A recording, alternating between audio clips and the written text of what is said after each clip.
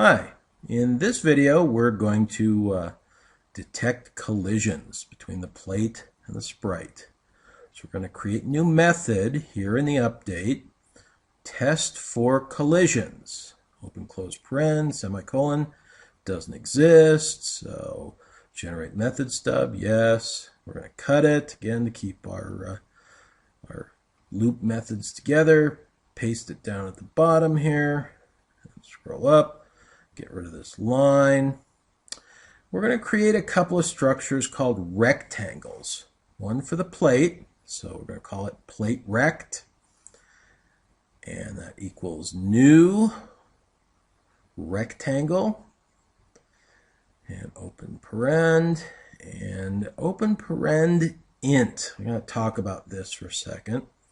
The rectangle takes 4 values: the plate position x and y and the plate dimensions x and y, but it wants them as integers, and these variables are vector 2's, which contain floats, floating point numbers, numbers with decimal points.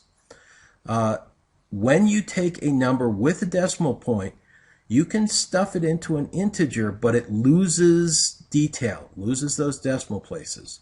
So you've got to tell the system you really want to do that. It's called casting, and we're casting to a variable with less detail. So you've got to tell it explicitly. So there's the 4. Now we're going to create a rectangle for the burger. So rectangle burger rect equals new rectangle. It's going to look almost the same as the plate, so open paren, and again our int, because we're casting from the float to an integer.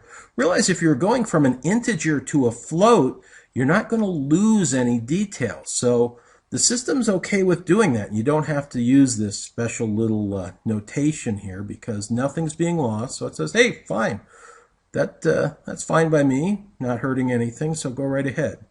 But going in this direction, 2 integers, it requires a little extra nudge. So there's the positions. Now we're entering the dimensions, x, and one more here.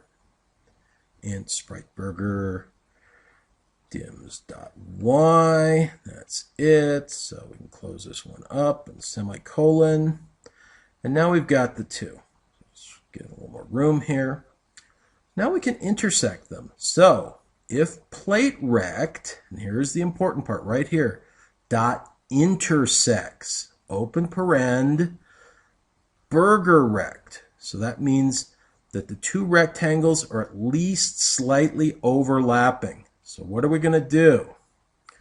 Okay, we're going to say that the sprite burger, which is the one that's moving, the speed, and remember the only way this can happen right now is for the y, it's coming down and it's going to hit it from above or above side.